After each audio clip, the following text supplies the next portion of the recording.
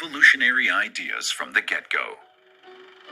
In 1933, the Milan-born visionary even built a rail bus with a top speed of 200 kilometers an hour.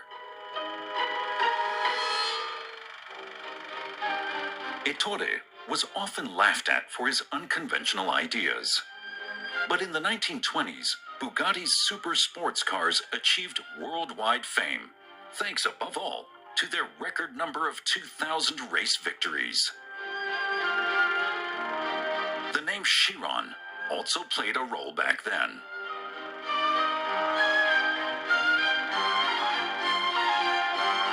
CHIRON was a racing driver in the 1920s, a very successful one, who won a lot of races with Bugattis. And today, the Bugatti Chiron, named after him, is the ultimate hypersports car. And the engine is at the heart of it, an 8-liter engine with 16 cylinders and up to 1,600 horsepower. However, the objective of building the world's fastest production sports car in the form of the new Chiron was viewed very critically by the industry. The whole world said you'll never manage to cram so much power in a car. But a displacement of 8 liters over 1,000 horsepower is a conventional task. You add turbochargers to it, at some point you achieve that power, and then you're faced with a big problem that you can't find a test bench anywhere in the world that can cope with this power. But the engineers solved precisely this problem. On an internally developed test stand, they put the 8-liter engine through its paces until the manifold glows.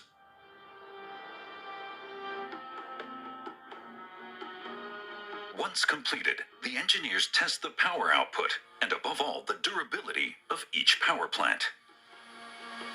Behind the roughly 30-centimeter thick safety walls of the test booth, the team has strapped the combustion engine down and coupled it to a dynamometer. It's able to demand the engine's full output of 1,500 horsepower at 6,700 revolutions per minute. The stress applied on the test bench is significantly higher than during vehicle operation. An engine is tortured for up to 1,000 hours on the test bench. That's hundreds of thousands of kilometers on the road. If an engine has survived that, it can survive anything. A gigantic blower cools the engine during the test. Special sensors measure a total of 500 different values, which the testers check on the monitor. The tests were also an important part of developing the 16-cylinder engine, because the results were incorporated into its 3D model and helped the design engineers to detect possible critical areas. It took 3 years to develop the Chiron's power plant. Often, optimization requirements also arise due to legal specifications. Corresponding measures that the engineers plan on their screens then have to be verified on the real component.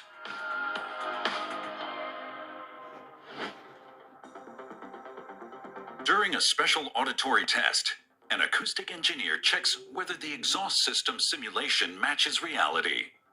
To do this, the sound expert applies a pure tone to the exhaust tailpipes using a loudspeaker.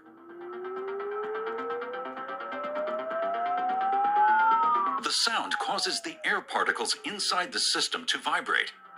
The engineer records the resonance using a microphone. This allows the sound and the volume to be viewed on the monitor. By 2026, passenger car driving noises have to be reduced to 68 decibels. That's roughly the same as a television at low volume. At the same time, however, the engine sound must not suffer. The acoustic factors are particularly crucial to the experience of driving the Chiron. What the driver's hearing is an entirely unconscious process. Nevertheless, he needs specific information. He wants to know when the road changes. He wants to know whether the engine RPM is too low or too high. He wants to know what the absolute vehicle speed is via the wind noises. If any of this information is missing, the vehicle is perceived as unharmonious.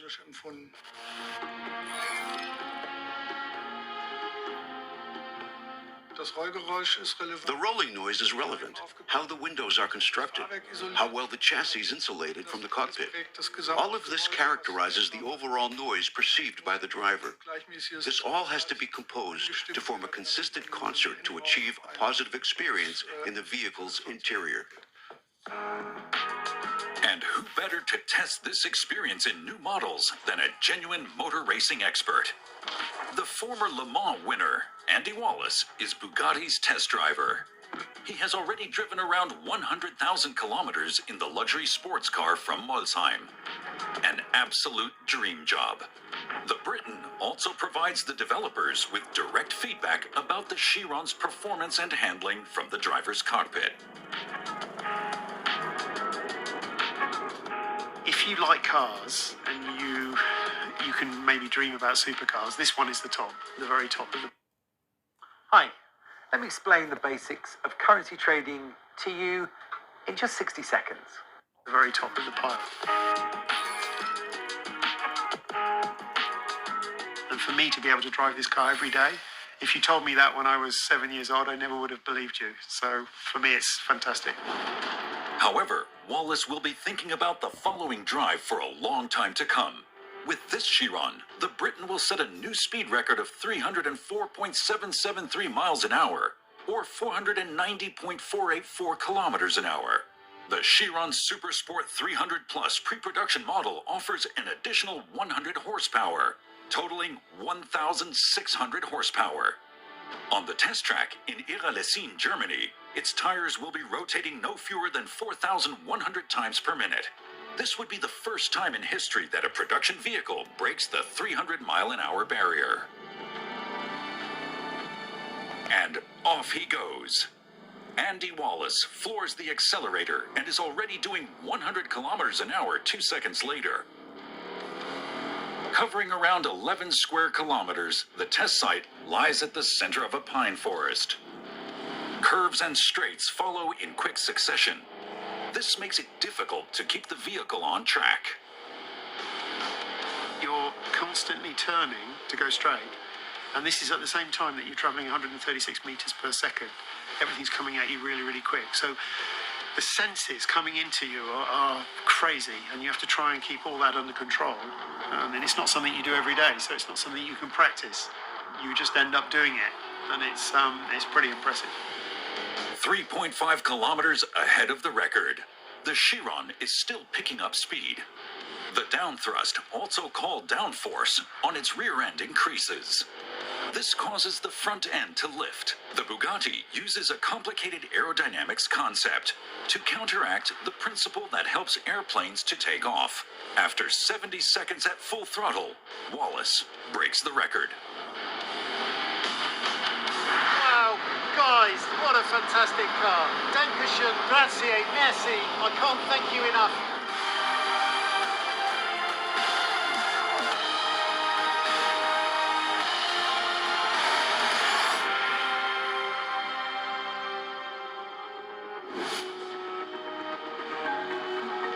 In the atelier in Molsheim, France, a worker transports an important component to a newly arrived engine block.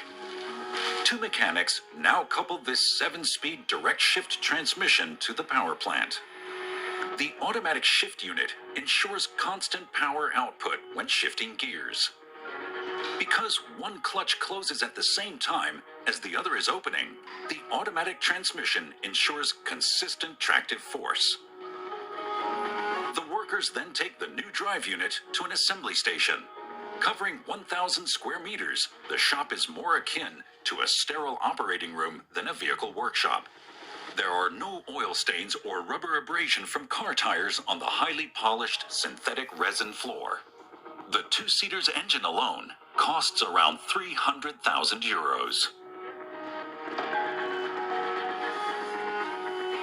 Over the next few hours, the rear section of the vehicle will be built around the high-performance unit.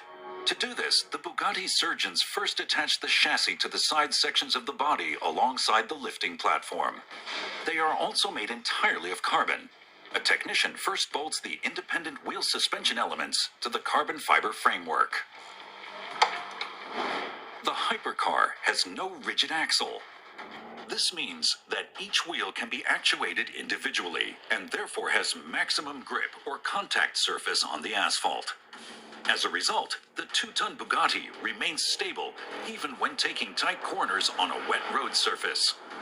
Depending on the driving situation, the onboard computer regulates the 4 wheel's toe and camber to ensure this.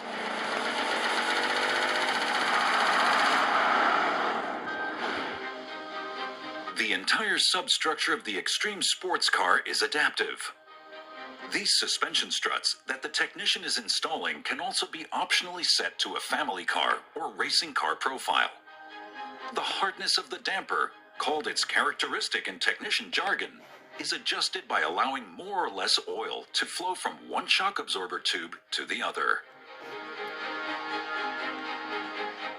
The worker now mounts the finished side section on the engine block with his colleague.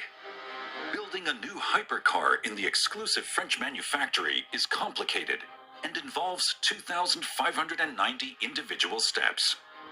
Good timing in the production sequence is absolutely crucial.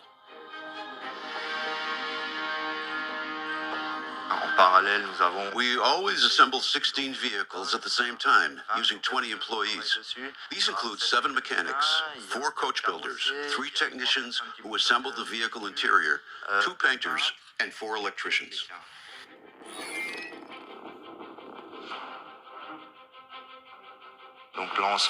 This team of 20 persons assembles a vehicle in 8 weeks.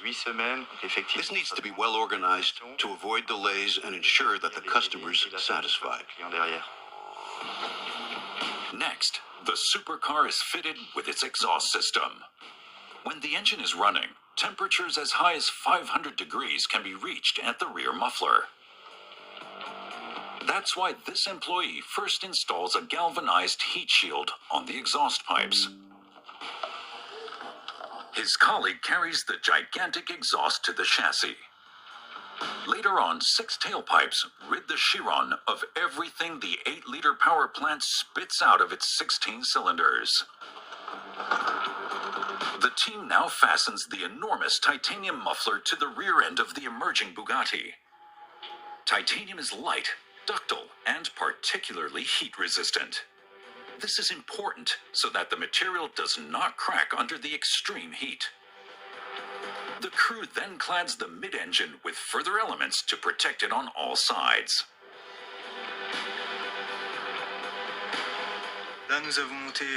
We've now fitted all the parts around the engine, and once we've assembled, bolted, and connected everything, we can connect it to the front section, to the monocoque.